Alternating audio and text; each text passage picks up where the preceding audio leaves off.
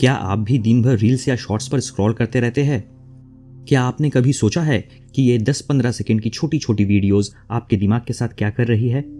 कभी सोचा है कि आपके हाथ में जो फोन है वो एक नया जेल है?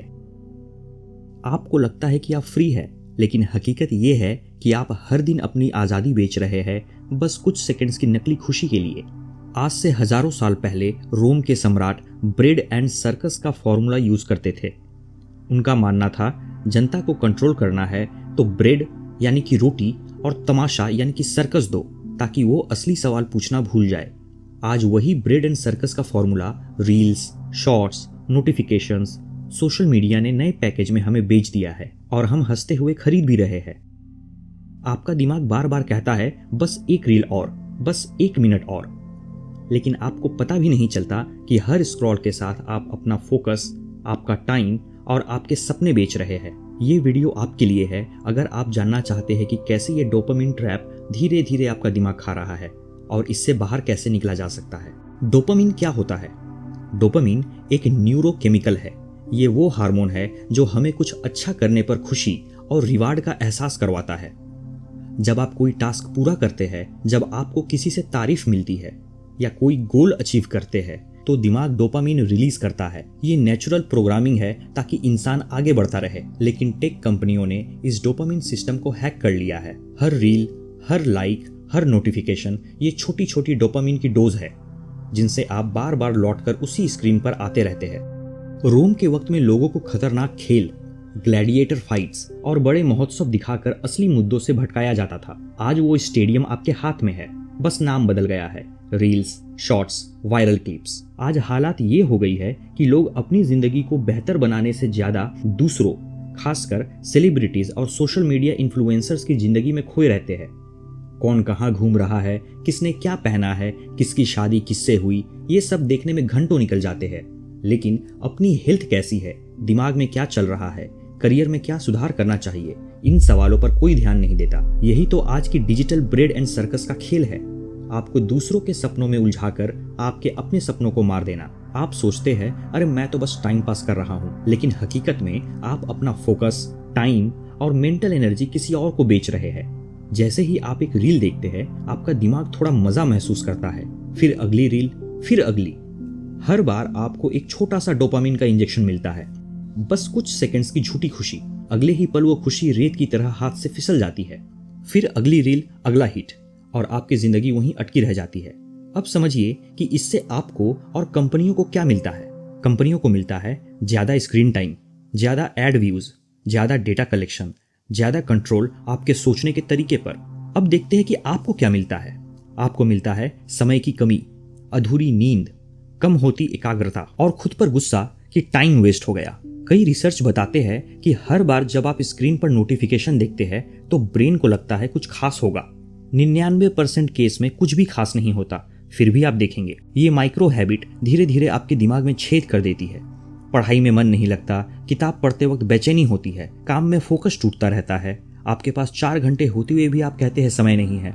असल में समय है, बस ध्यान खत्म हो गया है।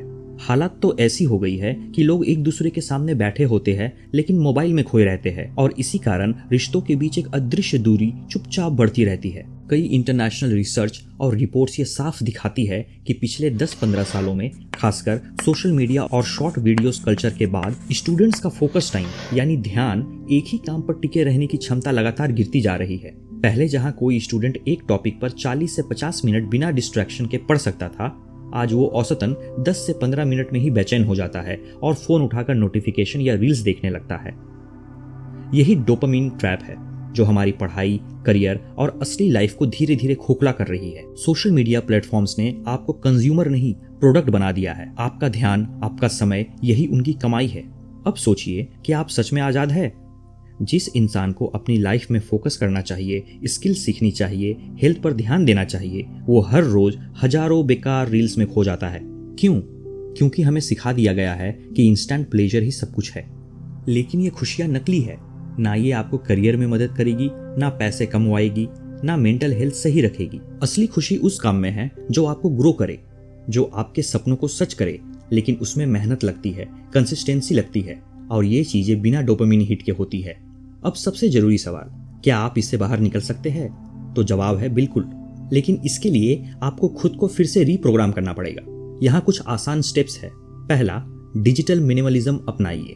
अपने फोन से गैर जरूरी सोशल मीडिया एप्स डिलीट करें या लिमिट लगाए। नोटिफिकेशन बंद कर दे ताकि बार बार डोपामिन हिट ना लगे। दूसरा, माइंडफुल कंजम्पशन।